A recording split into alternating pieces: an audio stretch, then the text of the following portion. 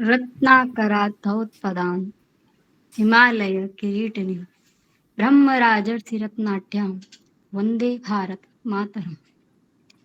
सादरं नमस्काराः। उत्तरप्रदेशसंस्कृतसंस्थानं निरन्तरं निखिले अपि उत्तरप्रदेशे संस्कृतस्य ध्वजं समुन्नेतुं विविधाः योजनाः सञ्चालयति। तासु अन्यतमा काचित् विशिष्टा ऑनलाइन प्रशिक्षण पाठ्यक्रमनिर्माणयोजना। तस्याः एव अन्तर्गतानां मयिमासीयकक्षाणां माध्यमेन आयोज्यते। वैदिकसत्रमिदम् अस्मिन् सत्रे भवतीनां च हार्दं स्वागतम् अभिनन्दनम्।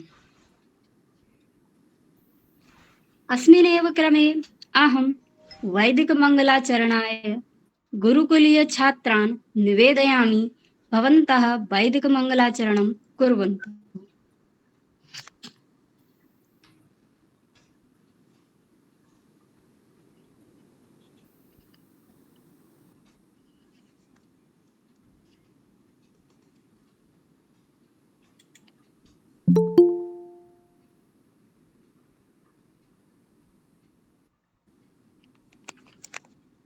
गुरुकुलीयछात्राः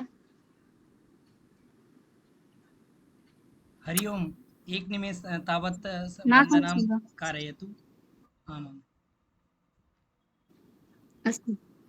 यावत् गुरुकुलीया छात्रीभूताः भवन्ति तावत् वन्दनाम् इति कारयितुं शक्यते। अस्तु। सरस्वती नमस्तुभ्यं वरदे कामरूपिणि विद्यारम्भं करिष्यामि। मातुः सरस्वत्याः कृपाप्रसादं प्राप्तुं सरस्वतीवन्दनायै विधिमहोदयाम् आह्वयामि। शारदावन्दनां कर्तुम् आगच्छतु।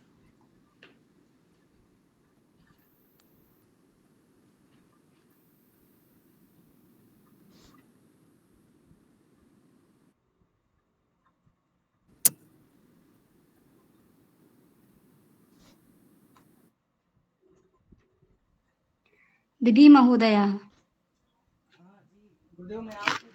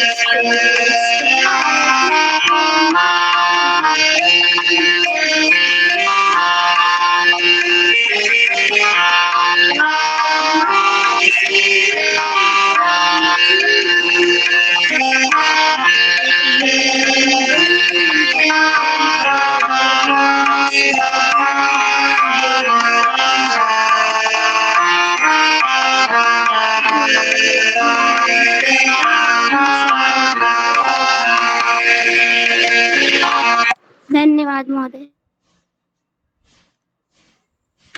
धन्यवादः शारदा वन्दनाय कृते धन्यवादः। अस्मिन् एव क्रमे अधुना अहं संस्थाने गीतकायै सोनिया घोषाल महोदयाम् आह्वयामि। अस्तु महोदय। श्रुतिसारभारविचारहारं ग्राहयत् प्रतिपलमलं निजसंस्कृतिं जनमोहिनीं संवर्धयत् कविकुलकलम्। ऋषिमुनिमहापुरुषादिभूषितसंस्कृतं जनयत् श्रुतं संस्थानमेतत्तरदेशजमद्भुतम्। वसुधादिकविकमनीयरचना सारकं गुणिमन्दिरं भवभूतिपञ्चमवेदभारत भावभावनचन्दिरम्। कविकालिदासकलाकलापं दर्शयत् कविसंश्रितं संस्थानमेतज्जयतु भुवि उत्तरप्रदेशजमद्भुतम्। प्राकृतकवित्वविकासकं मृदुपालिकाव्यविभावकं पुरुषार्थपथसंसर्जकं प्रादेशिकं गुरुदर्शकम्।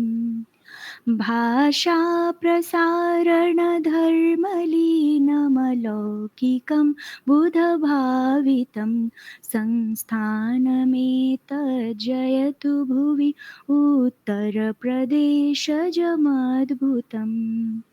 योगप्रयोगपुरोहितादिसुराष्ट्रवैभव रक्षकं निद्राणिमीलितचक्षुषां द्रुतमेव नेत्रोविमोचकम्।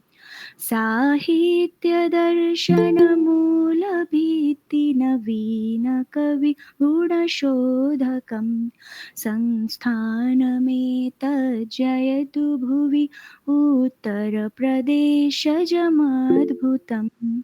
संस्थानमेतज्जयतु भुवि उत्तरप्रदेशजमद्भुतम्। धन्यवाद महोदय। धन्यवादः भवत्यै बहुशोभनं भवती गीतवती। अस्तु गुरुकुलीयछात्राः अधुना सज्जी अभवन्।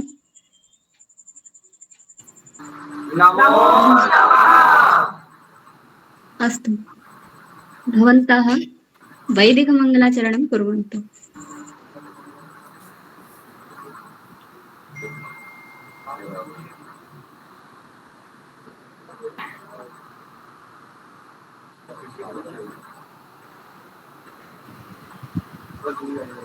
आरभन्तु वैदिक मंगलाचरणम्। हरि ओम पावनाय सरस्वती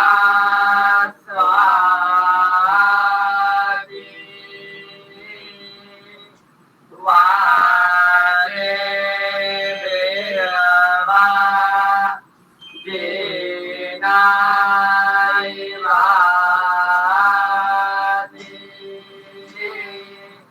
जनन्याम्मा वास्तु अम्भवा देयावासु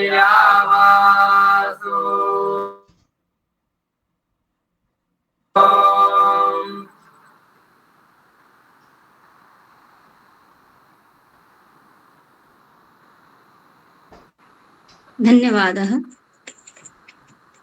अधुना स्वागतगीताय अहं पल्लवी गुप्ता महोदयां निवेदयामि यत् भवती स्वागतगीतं करोतु।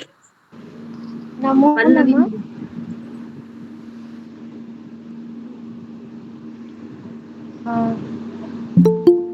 प्रणति भावे व्याहराम स्वागतं शुभवन्दनं प्रणति भावे व्याहराम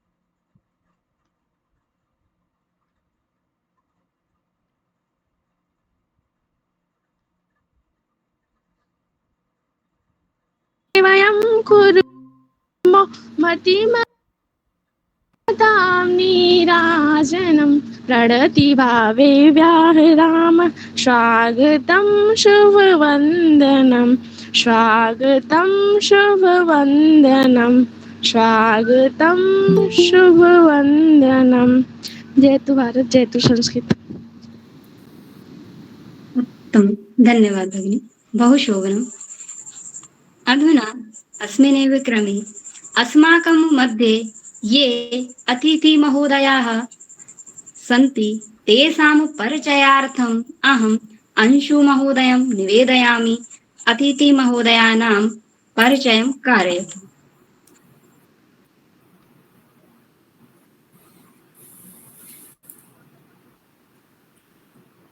म्यूट् अस्ति महोदय।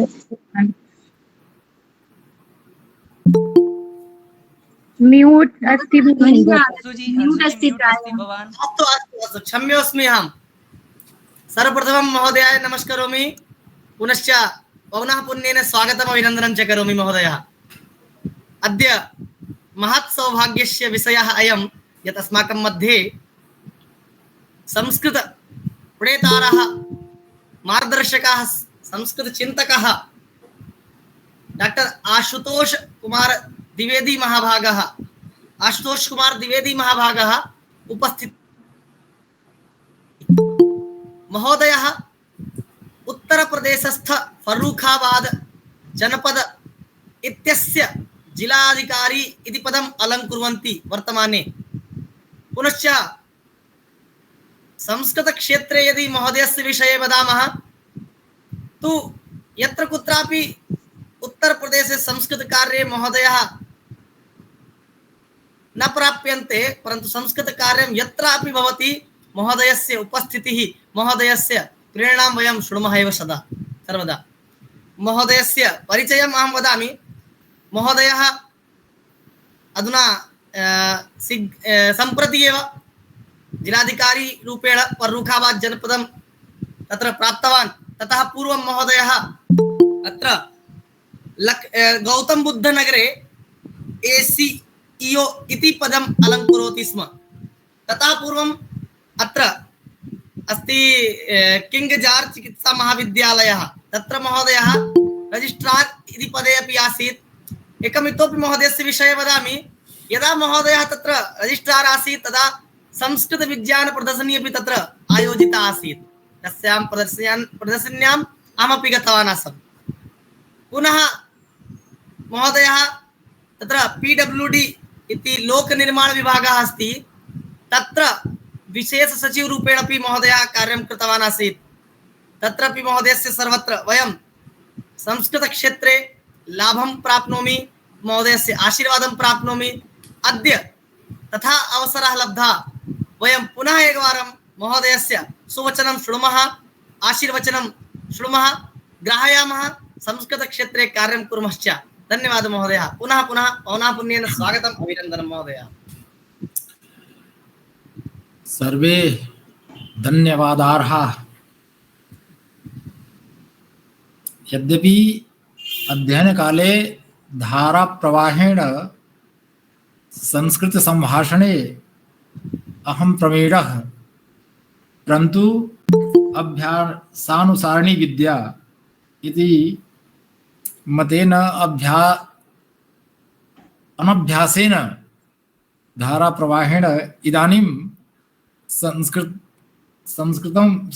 संस्कृतभाषाम् आश्रित्य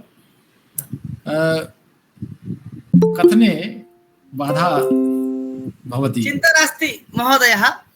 महोदय, मध्ये अहम् एकं परिचयमपि कारयितुम् इच्छामि।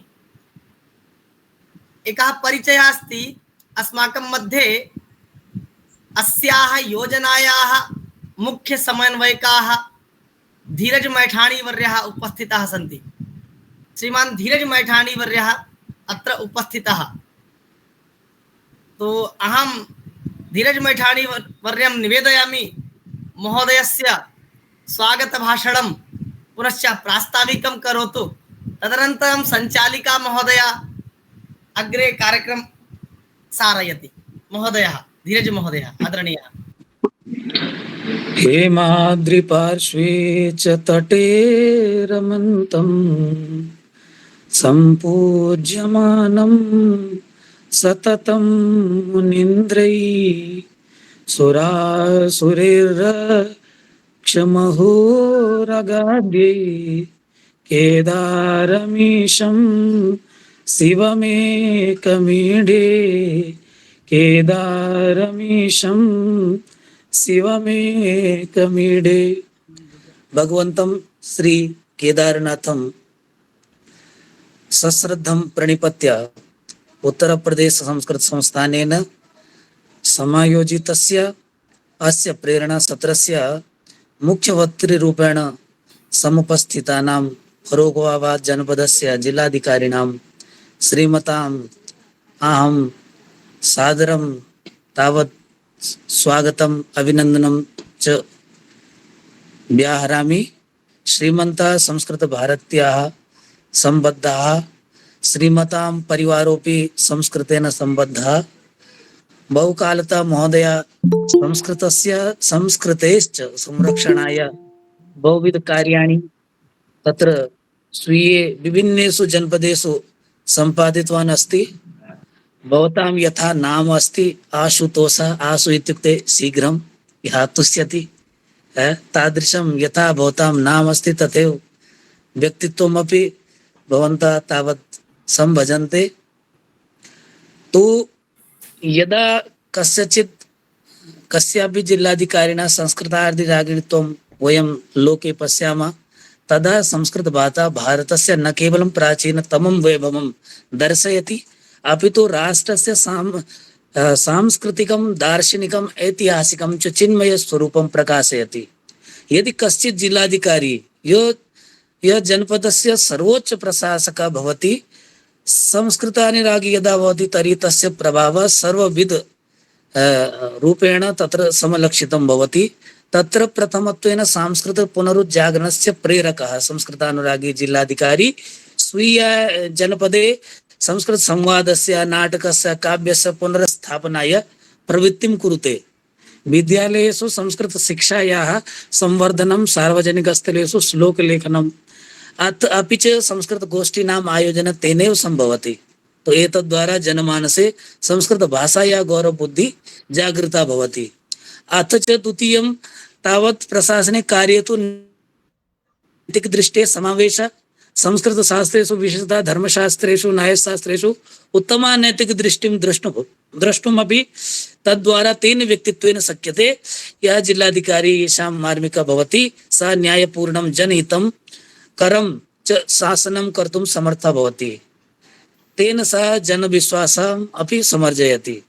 अथ च तृतीयत्वेन प्रशासनिके भाषा संवर्धनस्य उदाहरणं जिलाधिकारी यदि स्वकीये कार्ये संस्कृतं प्रयुङ्क्ते तदा उद्घाटन वक्तव्यं लेखनं वा तर्हि अन्ये अपि तत्र अनुसरणं कुर्वन्ति।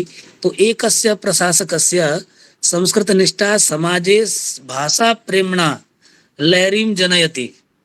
अथ च चतुर्थं तावत् पश्यामश्चेत् यूनां प्रेरणा स्रोतः युवकाः अपि यदा पश्यन्ति सर्वकारी पदस्थः कश्चित् अधिकारी अपि संस्कृतं पठति लिखति भाषते च तर्हि ते अपि संस्कृत भाषायाः अध्ययनाय प्रेरिता भवन्ति।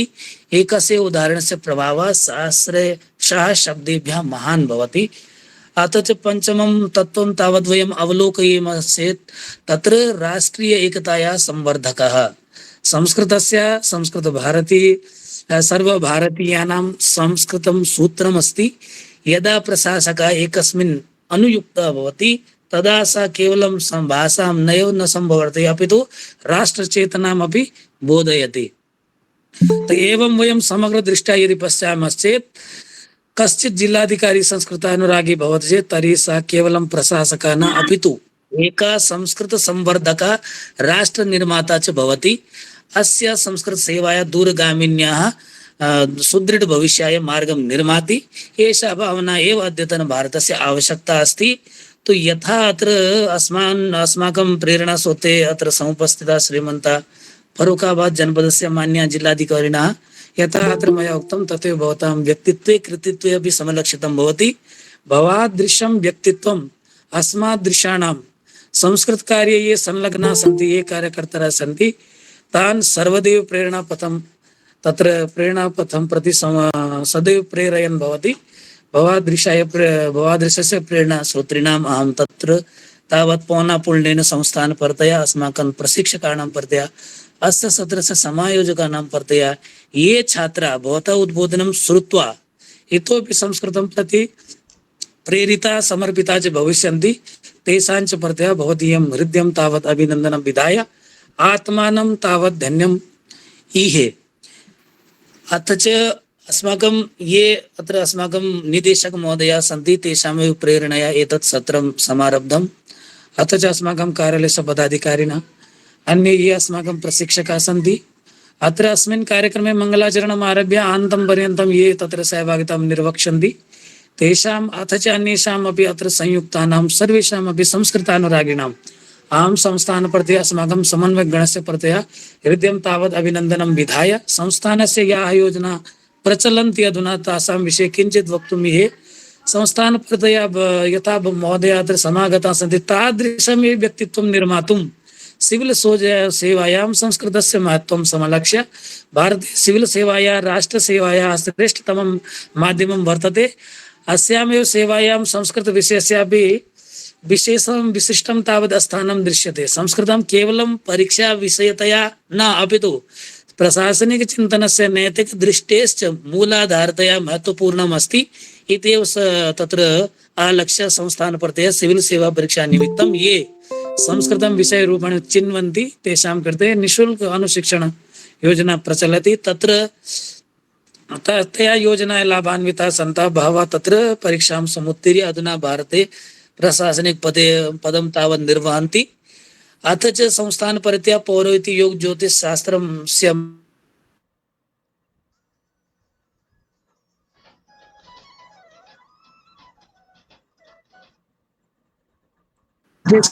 दृश्यन्ते यत्र धर्मः योग ज्योतिषशास्त्रं च एतेषां मध्ये ज्योतिषशास्त्रं न केवलं भविष्यवाणी मात्रम् अपितु जीवनस्य तावत् मार्गदर्शनम् अपि विद्यते। विशेषतः पौरोहित्य कर्मणि योगाभ्यासे च तत्र संस्कृतस्य एव संस्कृतम् अस्माकं मानव जीवने त्रिविधरूपेण वर्तते। एकं तु भाषारूपेण यया भाषया अस्मिन् सत्रे संवादः प्रचलति तद् भाषागत माध्यमः। अनन्तरं ये संस्कृत विश्वविद्यालयाः सन्ति संस्कृत विद्यालयाः सन्ति तत्र छात्राः यत् पठन्ति अत्र गुरुकुलीय छात्राः अपि संयुक्ताः सन्ति ते स्वकीय विषये यत् पठन्ति तत् संस्कृतं विषयरूपेण विद्यते। संस्कृतस्य स्रोतरूपेण अपि अस्ति। संस्कृतस्य स्रोतरूपेण पौरोहित्यं यत् कर्म अस्ति योगः अस्ति ज्योतिषशास्त्रमस्ति। एतेषां त्रयाणामपि स्रोतरूपेण संस्कृतं विद्यते। तदर्थमपि संस्थानेन योजना तत्र तावत् सञ्चाल्यते। ऑनलाइन संभाषण कक्षायां महत्त्वं समविलक्ष्य तत्र संस्कृतभाषा भारतस्य गौरवशाली परम्परायाः प्रतीकः। तो अस्य भाषाया जीवन्ततां संरक्षितुं प्रचारं च कर्तुं विविधमाध्यमानि प्रयुज्यन्ते। तेषु ऑनलाइन संभाषण कक्षा अतीव प्रभावशाली शालिनी भूमिकां तावत् निर्वहति। तत्र सुलभतया प्रवेशः ऑनलाइन माध्यमेन गृहे एव प्रविश्य तत्र कश्चन अपि छात्रः संस्कृतभाषायाः लाभं प्राप्तुं शक्नोति। ग्रामे नगरे विदेशे वा वसन् जनः तत्र समत्वरूपेण एतत् सौविध्यं तत्र प्राप्तुं शक्नोति। एतदेव समलक्ष्य संस्थानेन कोरोना काले एतत् ऑनलाइन प्रकल्प एषः ऑनलाइन प्रकल्पः समारब्धः। अस्मिन् ऑनलाइन प्रकरणे अधुना याः कक्षा प्रचलन्ति तत्र सुभाषितानि संस्कृतसाहित्ये विशिष्टं स्थानं धारयन्ति। तद् अभिलक्ष्य विशेषेण सुभाषितानाम् एतत् सत्रम् अस्माभिः अधुना एतत् प्रचालितं वर्तते। सुष्ठु भाषितम् इति सुभाषितम्। सुभाषितशब्दस्य व्युत्पत्तिः एषा। यानि वाक्यानि युक्तियुक्तानि हितकारिणी च भवन्ति तानि सुभाषितानि स्वनि इति कथ्यन्ते। अधुना वयं स्वकीय मानव जीवनं यदा पश्यामः तत्र अत्यन्तं वैषम्यम् अस्ति। सुखस्यान्तरे दुःखं दुःखस्यान्तरे सुखम् एतद् विद्यात् समासेन लक्षणं सुख दुःखयोः। एतद् यदस्ति अस्माकं जीवने तदा एतादृशानि हितकारिणी युक्तियुक्तानि सुभाषितानि अस्माकं जीवनस्य मार्गदर्शनं कुर्वन्ति। एतदर्थमेव अस्मिन् मे मासीय प्रकल्पे अस्माभिः विशेषेण सुभाषितानाम् अध्ययनं अध्यापनं श्रवणं च भवेत्। तदर्थम् एतत् सत्रं प्रकल्पितम्। अद्य भवन्तः अपि यद् भाषयिष्यन्ते अस्माकं कृते तदपि अस्माकं कृते सुभाषितरूपेण यथा शास्त्रेषु निर्दिष्टानि सुभाषितानि सन्ति तथा एव जनपदाधिकारिण्या महोदय श्रीमन्त आशुतोष कुमार महोदय यद् वदिष्यन्ति तदपि अस्माकं वयं सर्वे अपि तत्र सुभाषितरूपेण समङ्गीकरिष्यामः इति यावदेव अहम् उच्चार्य अत्र समुपस्थितान् सर्वान् अपि अभिनन्द्य पौनःपुन्येन अस्माकम् अद्यतन मुख्यवक्त्री महोदयस्यापि पुनरेकवारं स्वपरतया अस्माकं संस्थानपरतया अभिनन्दनं व्याहृत्य तावत् विरमामि। जयतु संस्कृतं जयतु भारतं। सादरं धन्यवादः। प्रणमामि। धन्यवादः महोदय। अध्ययनकाले अहमपि भवानिव धाराप्रवाहेण संस्कृतं वदामि स्म, परन्तु अनभ्यासे विसंविद्या इति अनेन धाराप्रवाहेण इदानीं संस्कृतं वक्तुम् अहं सर्वथा बाधायुक्तः। यथा शक्यम् अहं वदामि। अत्र ये जनाः समुपस्थिता संयुक्ताः वा सर्वे संस्कृत भाषानुरागिणः सन्ति, संस्कृत वैशिष्ट्य अनुयायिनः सन्ति। संस्कृतस्य महात्म्यं जीवनस्य सर्वेषाम् एव कालेषु सर्वथा विद्यते। पुनर्जन्म सिद्धांतेन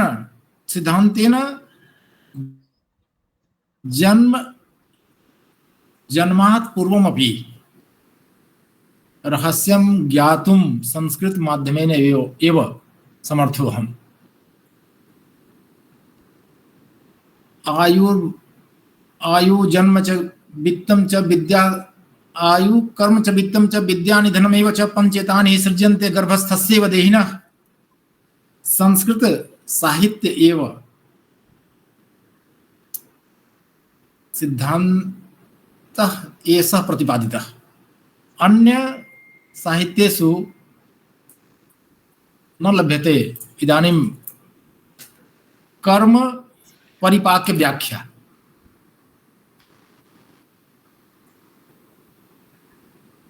संस्कृतस्य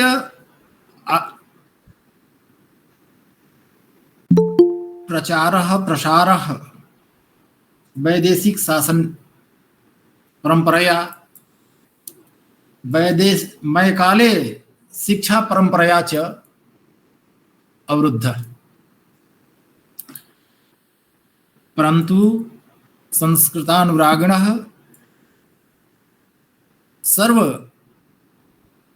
सर्वथा प्रतिकूलतां प्राप्यपि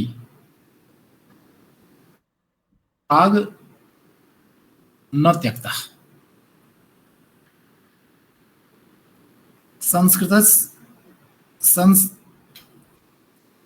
कापि भाषा जीविकोपार्जन युक्ता सामाजिक प्रतिष्ठा युक्ता यदि न भविष्यति तदा तस्य प्रचारः प्रसारः समृद्धः स्वाभाविकया भविष्यति। संस्कृतस्य महात्म्यं संस्कृतस्य प्रचारार्थं च आजीविका पूर्वकं संयुक्तुं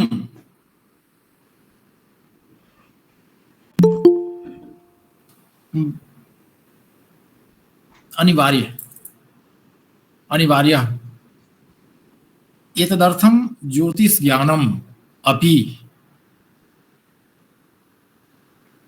हिंदी में बोलूं? अनुमति हो तो हिंदी में बोलूं? ओम अभिनंदनम। यथा सुविधा भवताम। देखिए, वैदेशिक शासन काल के प्रभाव के कारण मैकाले के शिक्षा पद्धति के कारण संस्कृत का महत्व लगातार एक एजेंडा के तहत कम किया गया, क्योंकि विदेशी ताकतों को, विदेशी शासन को भारत में विभेद बुद्धि और भिन्न भिन्न विचारों के कारण बिखराव ज्यादा सूट करता था, और उसमें सबसे बड़ी बाधा उन्हें संस्कृत भाषा और संस्कृतानुरागी थे। इसलिए लगातार उन्होंने इसको डिमोरलाइज किया। सांस्कृतिक एकता जो नेशन स्टेट राष्ट्र का कंसेप्ट जो पश्चिमी देशों में 15वीं-16वीं शताब्दी में आया, हमारे यहाँ वैदिक काल से ही, या यूं कहें कि उससे भी पहले से ये प्रतिष्ठापित था राष्ट्र, और उस राष्ट्र की को सांस्कृतिक रूप से संस्कृत भाषा एकबद्ध किए हुए था, और उस संस्कृत भाषा के वाहक संस्कृतानुरागी थे। यदि कोई भी भारत का वासी सनातन धर्मी हिंदू मत धर्म विचार का पालन करने वाला, चाहे वो सिक्किम में बैठा हो, मदुरई में बैठा हो, जम्मू कश्मीर में बैठा हो, अंडमान निकोबार में बैठा हो, जो उसके अपने संस्कार हैं, जो अनुष्ठान हैं, उन्हीं निर्दिष्ट मंत्रों के माध्यम से, उन्हीं परंपराओं के माध्यम से सब काम होता था। उससे सांस्कृतिक एकता पुष्ट रहती थी। राष्ट्र के रूप में भारत कभी कमजोर नहीं होता था, और इस संस्कृत जीवन दर्शन के तहत, धर्म के तहत जो देवत्व का प्रतिष्ठापन था, मंदिरों का प्रतिष्ठापन था, वो पूर्ण सामाजिक प्रतिष्ठा और आर्थिक समृद्धि से जुड़ा हुआ था।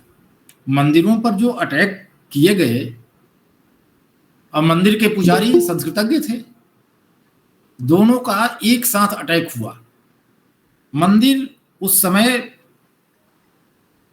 ज्ञान विज्ञान की परंपरा के केंद्र होते थे। जितने चैरिटेबल वर्क आज दिखते हैं उन सबके वाहक भी मंदिर हुआ करते थे।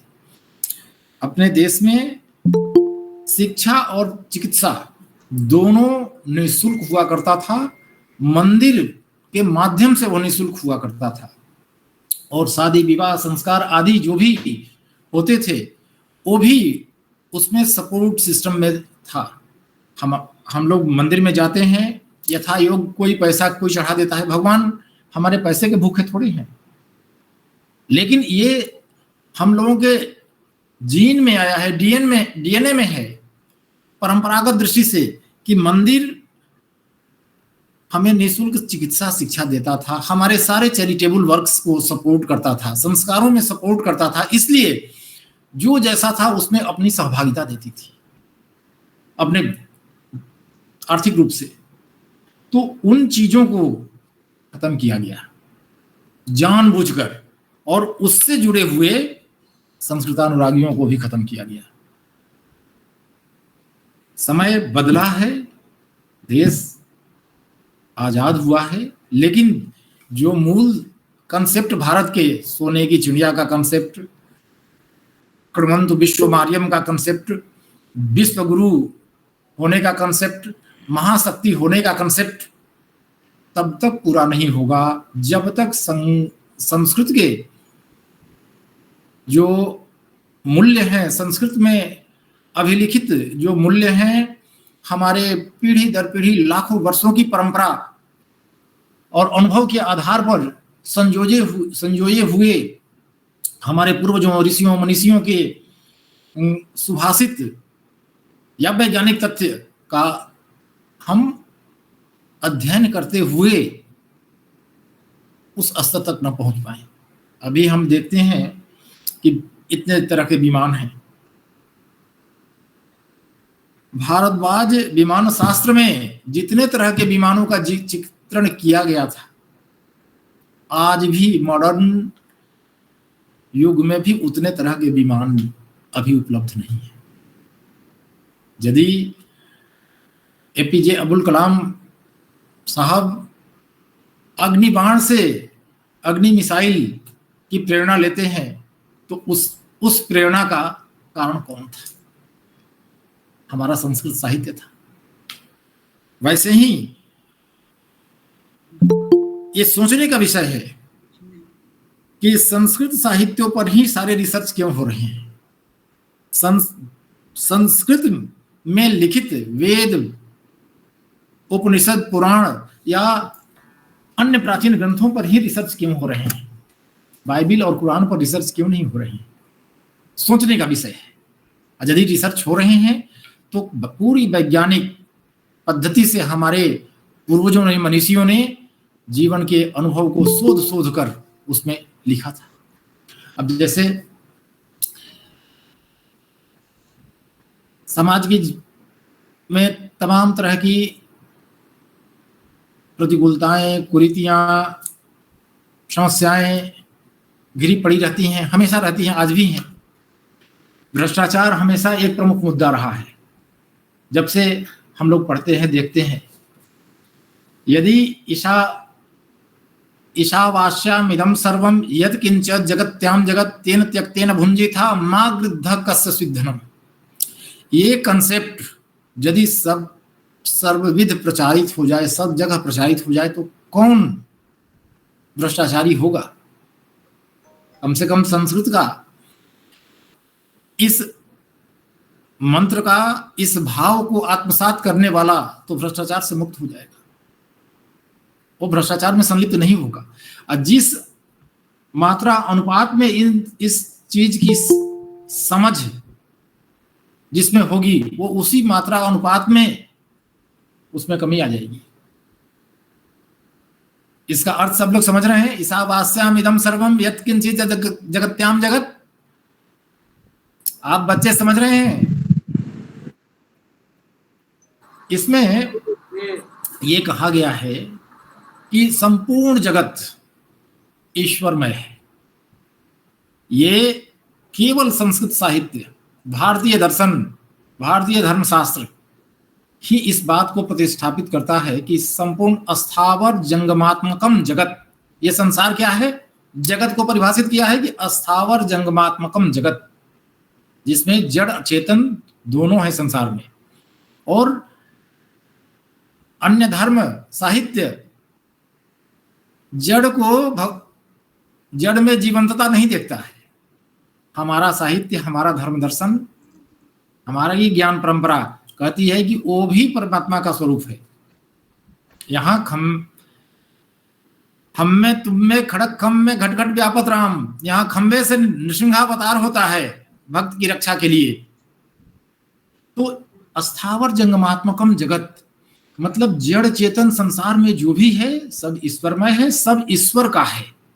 ईश्वर हमारे पिता हैं, परम पिता हैं, हम उनकी संतति हैं। तो जैसे हम अपने माता पिता के संपत्ति में अपनी जो जरूरत होती है उसके हिसाब से पूर्ति कर लेते हैं, पिताजी माताजी नाराज नहीं होते हैं कि चलो भाई कोई खाने का सामग्री है, बच्चा भूखा खा लिया, कोई कम खा लिया, कोई ज्यादा खा लिया, लेकिन खा लिया, तो उससे नाराज नहीं होते हैं। वो जब बेचने लगता है या संग्रह करने लगता है, अनावश्यक उसका मिसयूज करता है, तब माता पिता नाराज होते हैं। वैसे ही इस मंत्र के माध्यम से पूरे संसार को ईशोपनिषद ये शिक्षित करता है कि भाई जो तुम्हारे लिए, तुम्हारे जीवन के लिए, जीविकोपार्जन के लिए जो जरूरी है उतना का उपयोग करो, उससे ज्यादा का ये प्रति लालच दृष्टि मत रखो, गिद्ध दृष्टि मत रखो। तो यदि केवल अपने जरूरत की पूर्ति के लिए हम कहीं से कुछ लें, सब लोग इसका पालन करने लगे, तो कहीं कोई पाठ की बात ही नहीं आएगी, कहीं कोई भ्रष्टाचार की बात नहीं आएगी। वैसे ही समस्या देख रहे हैं, जहां भी जा रहे हैं, कहीं हमारी बहू बेटियों के साथ कोई बदमाशी कर रहा है, कोई किन्हीं माध्यमों से ऐसा करने का प्रयास कर रहा है। हमारा सुभाषित बताता है, संस्कृत साहित्य बताता है, मातृवत परदारेषु, कोई भी धर्म दर्शन या साहित्य इतने खुले ढंग से प्रतिस्थापित नहीं करता है इस सिद्धांत को कि मातृवत परदारेषु, दूसरे सब जितनी भी दूसरे की पत्नियां हैं वो सब हमारी माता के समान है। मतलब सारी बहु बेटियां यथा योग्य हमारे लिए पूजनीय हैं, मातृशक्ति के रूप में पूजनीय हैं। परद्रव्येषु लोष्टवत, दूसरे का धन हमारे लिए ढेले के बराबर है। मतलब उसके प्रति कहीं भी हमारे मन में आकर्षण नहीं है, चोरी का भाव की, हड़पने की भाव की तो बात ही छोड़ दीजिए। आत्मवत सर्वभूतेषु, जो हमें बुरा लगता है वो आपको भी बुरा लगेगा, इस भाव से हम आपसे प्रति आचरण करें। आत्मना प्रतिकूलानि परेशान न समाचरेत, जो हमारे लिए प्रतिकूल है वो दूसरे के लिए भी प्रतिकूल होगा, इसलिए ऐसा आचरण हमें दूसरे के साथ नहीं करना चाहिए। इसमें कहीं नहीं लिखा है कि हिंदू के साथ, मुस्लिम के साथ, ईसाई के साथ, सब जीव, क्योंकि जब हम जड़ चेतन सबको परमात्मा मैं मान लिया, तो निज प्रभु मैं देखूं जगत के ही संग करूं विरोध। जब सबको परमात्मा रूप मान लिया, अपने आराध्य का रूप मान लिया, तो विरोध किसके साथ करें। अद्रोह सर्वभूतेषु कर्मणा मनसा गिरा, अनुग्रह तथा दान एतद् धर्म सनातन। माने अद्रोह सर्वभूतेषु, समस्त भूत से कोई अद्रोह मतलब द्रोह नहीं। आप दूसरे धर्म दर्शन को देखें, ईसाई के प्रति भ्रातृभाव रखते हैं, मुस्लिम के प्रति भ्रातृभाव रखते हैं, अन्य वैचारिक विभाजन वाले लोग उस विचार से जुड़े हुए लोगों के प्रति भ्रातृभाव रखते हैं। लेकिन संस्कृत का ज्ञान कहता है अद्रोह सर्वभूतेषु, जीव कौन कहे, जड़ से भी द्रोह नहीं। तो संस्कृत का विलक्षण महात्म्य है। सर्वे भवन्तु सुखिनः हम ही कहते हैं केवल, मतलब संस्कृत साहित्य कहता है संस्कृतानुरागी उसको आत्मसात करता है अपने में भी और दूसरे को भी उसकी प्रेरणा देता है। सत्यम वद धर्मम चर स्वाध्यायन मा प्रमदः यानि अनवद्यानि कर्माणि तानि सेवितव्यानि नो इतराणि। ये जो उपदेश दिया जाता है संस्कृत साहित्य देता है, और धर्म के नाम पर जो लड़ाई चलती है, आप यदि संस्कृत के धर्म को समझें तो कितना विलक्षण धर्म है, कहीं कोई भेद न द्वैत। यतो निःश्रेयस अभ्युदय संसिद्धि सधर्म, जिससे हमारा ये लौकिक सर्वांगीण विकास का मार्ग प्रशस्त होता है, जिससे हमारे पारलौकिक अपेक्षाओं की भी सिद्धि होती है। वो समस्त विचार कर्म सब धर्म की परिधि में आते हैं, वो समस्त। तो और ये परिस्थिति देश काल परिस्थिति के हिसाब से समस्त विचार कर्म बदल सकते हैं, बदलते रह सकते हैं, क्योंकि देश काल परिस्थिति के हिसाब से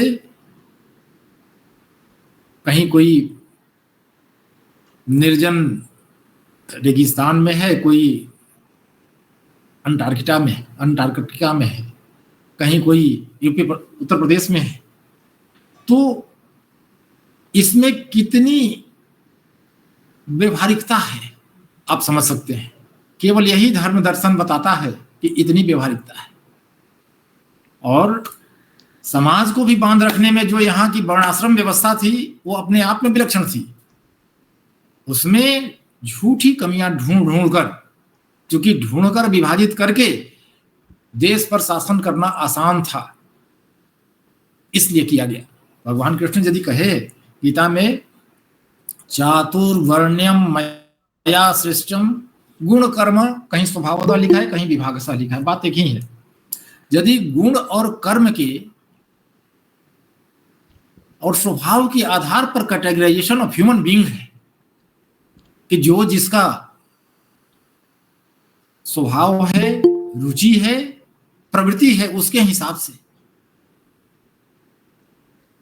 जैसे अब उसमें कहीं भी किसी से कहीं भी विरोध नहीं था। क्यों? और जैसे पढ़ना पढ़ाना, यज्ञ करना, यज्ञ कराना, दान देना, दान लेना, जिसके गुण कर्म और स्वभाव में था वो ब्राह्मण था। जो राजसी प्रवृत्ति से युक्त था, संघर्ष करने की क्षमता रखता था, राजस तत्व से था, पीड़ित लोगों के पक्ष में खड़े होकर उनकी मदद करने के भाव से संघर्ष करने के गुण कर्म स्वभाव से था, क्षत्रिय था।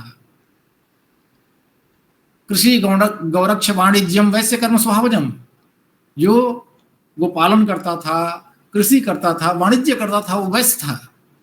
परिचर्यात्मकम कर्म शूद्र से भी स्वभावजम, जो किसी भी इस तीनों कैटेगरी के स्पेशलाइज्ड कैटेगरी में नहीं आता था, इन तीनों को मदद करता था, क्योंकि सबकी प्रतिभा, योग्यता, क्षमता एक जैसी नहीं हो सकती। तो जो उसका सहायक था वो शूद्र था। शूद्र का मतलब कहीं अछूत नहीं था, क्योंकि ब्राह्मणो अस्य मुखमाहु आसीत बाहु राजन्य कृतः उरु तदस्य अद्वस्य पद्भ्याम शूद्रो अजायत, कि जो काल पुरुष की कल्पना है कि मुंह ब्राह्मण है, हाथ क्षत्रिय है, कमर वैश्य है, पैर शूद्र है। अपने शरीर में किसका महत्व आप कम कर मानेंगे, जरा बताइए? किसी का महत्व कम है? जैसे जो ज्यादा ज्ञानी विज्ञानी है उसकी वाणी से उसकी महत्ता है, जो संघर्षशील प्रवृत्ति का है, जैसे संगठन बनाकर अपने विचारों को या पीड़ितों की रक्षा के लिए कर रहा है, क्षत्रिय है। जो व्यापार कर रहा है आज भी वैसे है। और जो मजदूरी कर रहा है, जो जो ये शरीर से ही मजदूरी कर रहा है, वो शूद्र की श्रेणी में है, क्योंकि वो स्पेशलाइज्ड नहीं है। जो पहले था वही आज भी है। अब वो बड़ी वैज्ञानिक और तार्किक है, इसलिए इसमें कोई इसका स्वरूप कभी बदला ही नहीं जा सकता है। और वैदिक साहित्य में इसके प्रमाण है कि एक ही घर में चारों वर्ण, एक ही माँ बाप के 4 संतान, चारों उसी परिवार में रही, एक ही वर्ण के, क्योंकि माँ बाप एक ही हैं, लेकिन गुण कर्म स्वभाव सबका अलग है, इसलिए अलग वर्ण में है वो। आज भी आप जन्म कुंडली अपना बनवाते हैं तो उसमें वर्ण लिखा रहता है, गण लिखा रहता है। वो आपके गुण कर्म स्वभाव को इंडिकेट करता है। अपने सूक्ष्म ज्योतिषीय ज्ञान से ये सब चीजें लिखी रहती हैं। तो संस्कृत पढ़ना, बिना संस्कृत पढ़े, मैं तो मानता हूं भारत में रहकर बिना संस्कृत पढ़े, बिना संस्कृत साहित्य का ज्ञानार्जन किए, जैसे मनुष्य का जन्म सुदुर्लभ माना गया है कि 84 लाख योनि से होते होते मनुष्य जन्म सुदुर्लभ है, तो मनुष्य का जन्म मनुष्य से देवत्व की यात्रा के लिए होता है। तो बिना संस्कृत साहित्य का अध्ययन किए, संस्कृत ज्ञान का अध्ययन पाए, भारतवर्ष में रहकर मनुष्यता परिभाषित होना मुश्किल है। मनुष्य से देवत्व की यात्रा तो अपने आप में कठिन है। तो हम मनुष्य बने हैं उस देवत्व की यात्रा के लिए, बैक गियर में चलने के लिए नहीं। जो संस्कृत साहित्य के मूल उद्देश्य, मूल निहितार्थ को आत्मसात नहीं करेगा, बैक गियर में ही जाएगा। क्योंकि ये सब चीजें जो हमने अभी छोटे में बताया, ये अन्य जगह सुलभ नहीं है, अन्य ज्ञान परंपरा में सुलभ नहीं है, अन्य साहित्य और दर्शन में जहां तहां है, इतनी व्यापकता के साथ नहीं है। तो मैं सभी जो बच्चे हैं, बच्चों को तो कहूंगा कि अर्थकरी विद्या भी बनाइए इसको। संस्कृत का संभाषण के साथ साथ, संस्कृत के से कॉम्पिटिटिव एग्जाम के लिए तैयारी करने के साथ साथ ज्योतिष, मुहूर्त, इन सब का ज्ञान भी होना जरूरी है, क्योंकि यह इस आपको अतिरिक्त प्रतिष्ठा और आर्थिक आधार प्रस्तुत करेगा। जो लोग सिविल सर्विसेज की तैयारी इस माध्यम से करना चाहते हैं, उनके लिए भी मार्ग प्रशस्त है। मैं अपना बताऊं, मैं मूलतः बिहार का रहने वाला हूं, गांव का पढ़ा लिखा। पटना यूनिवर्सिटी में हम लोग पढ़ रहे थे। एक आईपीएस ऑफिसर, नाम सुने होंगे आप लोग, पटना में एक महावीर मंदिर संस्थान है, किशोर कुणाल आईपीएस अफसर थे। एक ग्रेजुएशन फर्स्ट ईयर में एक कार्यक्रम था, वही पठन पाठन भाषण का, उसमें मैं भी प्रतिभागी था। संजोग से उसमें हमें प्रथम पुरस्कार मिला, वही विशिष्ट अतिथि थे। तो देखिए, समझे, पुरस्कार दिया, फिर कहे कि कहाँ रहते हो, क्या पढ़ते हो, संस्कृत नहीं पढ़ते हो। उसके पहले संस्कृत के प्रति कोई मेरा भी अनुराग नहीं था। तो हमने कहा कि नहीं, संस्कृत तो नहीं पढ़ते हैं सर, तो संस्कृत भी पढ़ो। हमने कहा कि संस्कृत पढ़कर क्या कर लेंगे। तो कहे संस्कृत पढ़कर कुछ भी हो सकते हो। कहे कि देखो मैं संस्कृत पढ़कर बना हूं।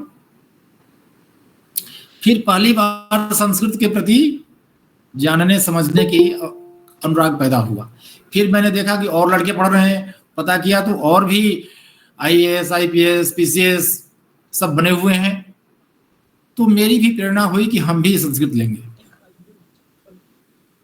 संस्कृत लेकर हमने भी एग्जाम दिया, आईएएस का भी एग्जाम दिया था, अच्छे मार्क्स आए थे।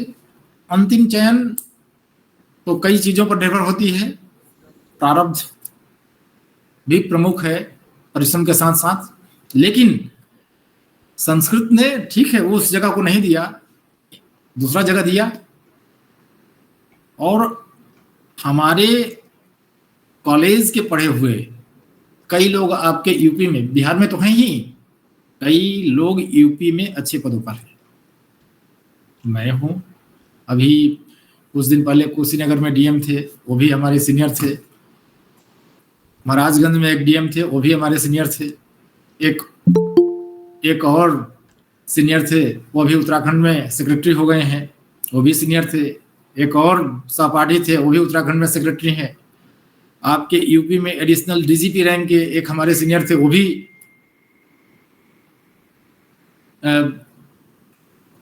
आईआईटी करके संस्कृत सब्जेक्ट लिए, इसके बाद आईपीएस बने।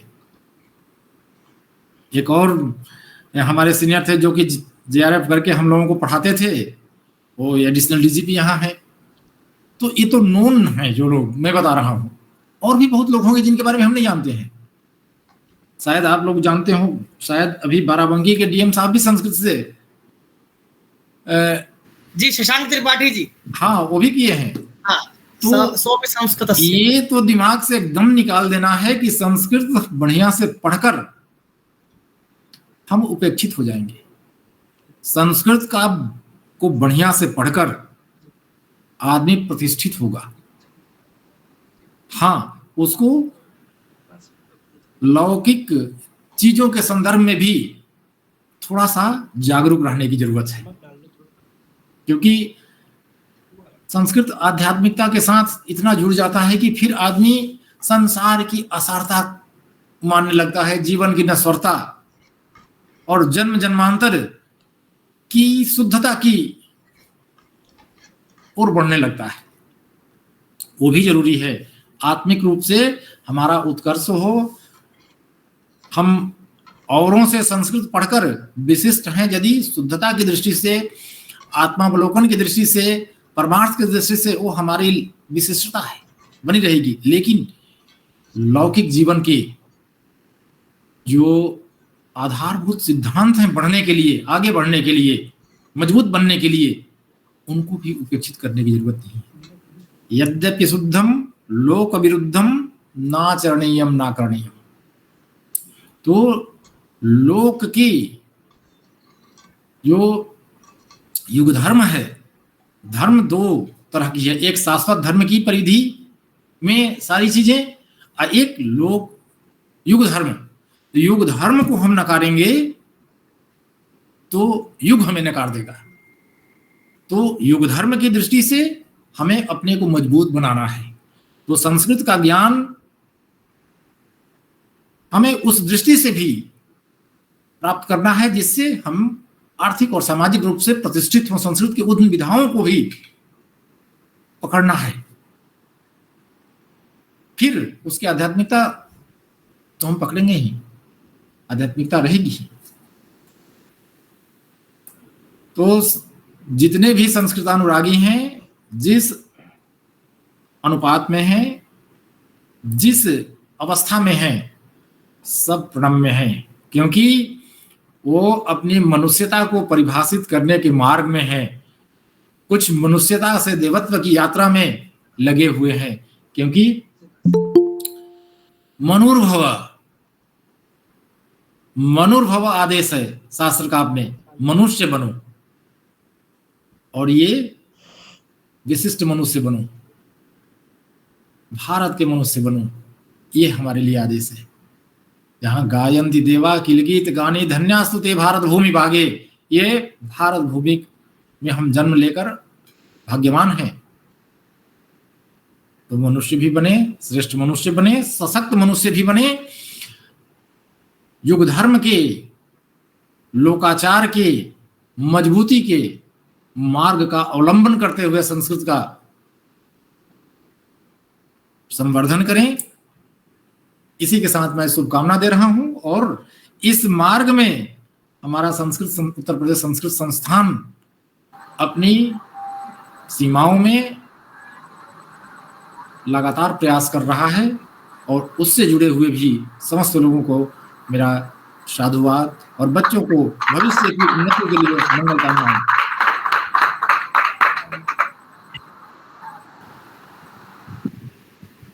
सादरं धन्यवादान् व्यवहरामि। भवदीय मार्गदर्शनं वयं पाथेयरूपेण स्वीकृत्य कार्यं करिष्यामः। पुनः पुनः धन्यवादः। अधुना धन्या भारतभूरेशा, धन्या अस्माकं परम्परा। अस्मिन्नेव क्रमे अधुना धन्यवादज्ञापनाय अहं श्री सत्यप्रकाश महोदयं निवेदयामि। भवान् आगच्छतु, धन्यवादं करोतु। अस्तु, सर्वेभ्यो नमो नमः। वागर्थाविव सम्पृक्तौ वागर्थ प्रतिपत्तये जगतः पितरौ वन्दे पार्वती परमेश्वरौ। अद्य उत्तर प्रदेश संस्कृत संस्थान द्वारा संचालित ऑनलाइन संस्कृत शिक्षण योजनान्तर्गतं प्रेरणा सत्रं प्रचलति। एतत् अस्माकं महत् सौभाग्यस्य विषयः अस्ति। ततोपि अधिकम् एवमपि अस्ति, अद्य अस्मन् मध्ये विशिष्ट एक अतिथि मुख्य अतिथि रूपेण विशिष्ट जनाः जिल्लाधिकारी फर्रुखाबाद अत्र श्रीमन्तः आशुतोष द्विवेदी महोदयाः विराजन्ते। महोदयेभ्यः अहं हार्दं धन्यवादं विज्ञापयामि।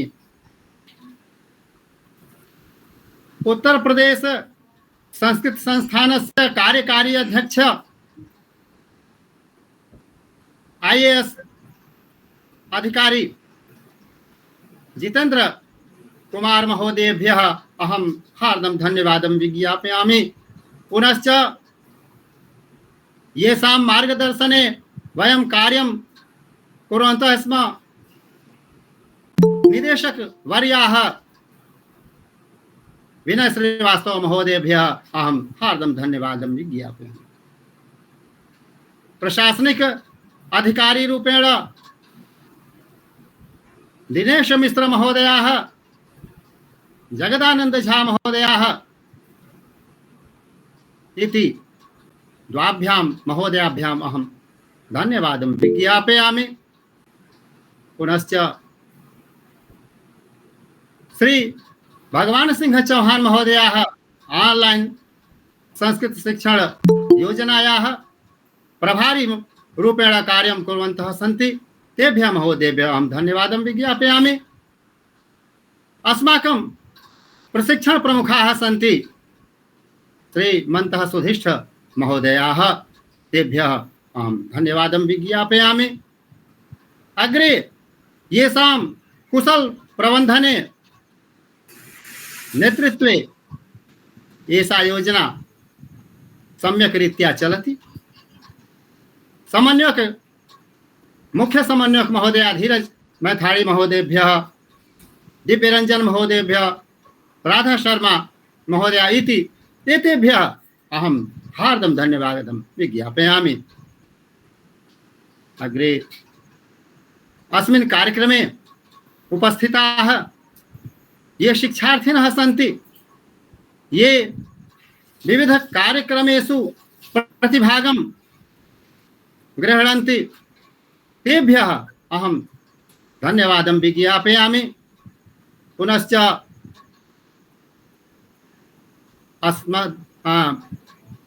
अस्माभिः सह सन्ति प्रशिक्षक बान्धवाः, अमित सामवेदी महोदयाः, दीपिका मिश्रा संचालिका महोदया, अंशु गुप्ता महोदया, रजनीश महोदया, एतेभ्यः अपि अहं धन्यवादं विज्ञापयामि। अत्र अद्य गुरुकुल छात्राः दृश्यन्ते समूहे, ते अपि अत्र धन्यवादार्हाः। अत्र अस्माकं संस्कृतस्य संवर्धने ते योगदानं कुर्वन्ति। ये जनाः स्वगृहे उपविश्य ऑनलाइन द्वारा एतत् दृश्यं पश्यन्ति, ते अपि जानीयुः यत् संस्कृते अपि किमपि अस्ति। प्रशासन द्वारा प्रशासनिक प्रतिनिधिरूपेण महोदयाः, मुख्य अतिथि महोदयाः अत्र अस्मान् बोधितवन्तः। तेभ्यः बहु प्रभावः आगामी काले भविष्यति एवं अहं मन्ये। पुनः पौन्येन सर्वेभ्यः उपस्थितेभ्यः जनेभ्यः अहं धन्यवादं विज्ञापयामि। जयतु संस्कृतं, जयतु भारतम्। धन्यवादः महोदयः। एक निमिष, अहं धन्यवादः जातः। अहं सर्वेभ्यः सूचयामि, मैंने केवल एक बात बोली थी कि महोदयस्य परिवारः संस्कृतपरिवारः अस्ति, तस्य उदाहरणमपि अस्माकं सकाशे अस्ति। इस कार्यक्रम में महोदयस्य या भार्या अस्ति, सापि आगता अस्ति, समागता अस्ति। सापि संस्कृतसेविका उत्तर प्रदेशस्य लखनऊ नगरे नवयुग महाविद्यालये सा तत्र प्रवक्ता अस्ति। डॉक्टर वंदना द्विवेदी भगिनी अत्र उपस्थिता अस्ति। पुनः नमो नमः। अद्य कार्यक्रमे बहवः विद्वांसः समागताः आसन्। डॉक्टर अशोक सत्पथी महोदयः लखनऊ विश्वविद्यालयतः अपि आगताः। तेषां प्रति अपि अहं धन्यवादं निवेदयामि। वंदना भगिनीं प्रति अपि धन्यवादं निवेदयामि। वंदना भगिन्याः महत् सहयोगः महोदयः अद्य समयं दत्तवन्तः। पुनः पौना पुण्येन महोदयस्य हार्दं धन्यवादं विज्ञापयामि। अग्रे सञ्चालिकां निवेदयामि यत् शान्तिमन्त्रं कृत्वा कार्यक्रम इदं समापयतु इति। प्रत्यक्षमिदं भवतां एवं अस्ति उदाहरणम्। अग्रे वयमपि संस्कृत परिवारं स्थापयामः। अस्तु, धन्यवादाः सर्वे। जयतु संस्कृतं, जयतु भारतम्। सत्रमिदं भवतां समागतानां समुपस्थितानां प्रतिभागिनां सहभागित्याय ज्येष्ठानां मार्गदर्शनं प्रशिक्षक बान्धवानां सहयोगेन च सम्पन्नम्। अधुना सूचनादानाय एवं च शान्तिमन्त्राय अहं रजनीश महोदयं निवेदयामि।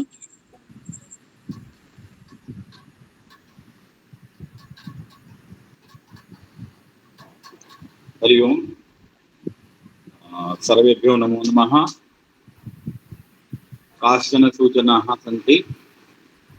इतः परं वयं यस्यां कक्षायां वयं पठितवन्तः तस्यां कक्षायां तद् लिङ्क् माध्यमेन एव पठिष्यामः स्वारभ्य।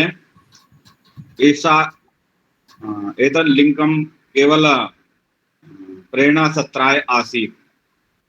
ये जनाः प्रतिपुष्टिपत्रं न पूरितवन्तः शिक्षार्थिनः ते शीघ्रमेव प्रतिपुष्टिपत्रं पूरयुः। सूचनाः समाप्ताः। इदानीं शान्तिमन्त्रं वदामः। ॐ सर्वे भवन्तु सुखिनः, सर्वे सन्तु निरामयाः, सर्वे भद्राणि पश्यन्तु, मा कश्चित् दुःखात् भवेत्। ॐ शान्ति शान्ति शान्तिः। सर्वेभ्यो नमो नमः। नमो नमः। शिवरात्रिः। पुनर्मिलामः। नमो नमः। नमो नमः। शुभरात्रि। पुनः मिलामः। नमो नमः। सर्वेभ्यो धन्यवादः।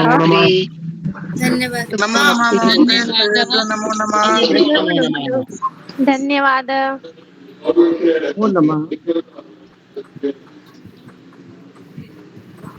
वंदना दीदी प्रणाम।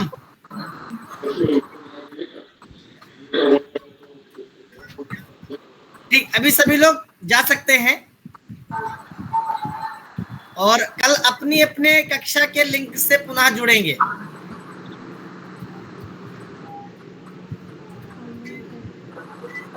हरि ओम अस्तु सर्वे नमस्ते। सर्वेभ्यो सर्वे नमः गन्तुं शक्नुवन्ति। शुभरात्रि। अस्माकं प्रशिक्षकाः ये सन्ति ते कृपया अत्रैव तिष्ठन्तु, नो चेत् अत्र एतत् त्यजामः। अमित महोदय, जी अमित महोदय, तत्र कार्यक्रमात् परं ये चर्चा करणीया चेत् श्वः कुर्मश्चेत् वरं भविष्यति, कारणं मया अधुना एकत्र उपवेशने गन्तव्यम्। अस्तु अस्तु गच्छन्तु, अस्तु गच्छन्तु। कारणं वारं वारं तत्र सन्देशः अपि आगच्छति, दूरवाणी अपि आगच्छति। 9 इति उक्त्वानन्तरं मया अच्छा, गन्तव्यमस्ति। द्वितीयम् एतदपि येषां कार्यक्रमः आसीत् न जातं तेषां कृते पुनः अग्रे वयं पुनः वयं समापनं सार्धं मिलित्वा कुर्मः, तत्र 12 आह्वयामः। आमां, कारणं अस्तु। समयः न आसीत्, अतिथि महोदयस्य कृते एव पूर्णं समयम् अत्र जातं, तो अतः वयं पुनः अग्रे अवसरं कुर्मः। अस्तु। धीरज महोदय किमपि वक्तुम् इच्छति?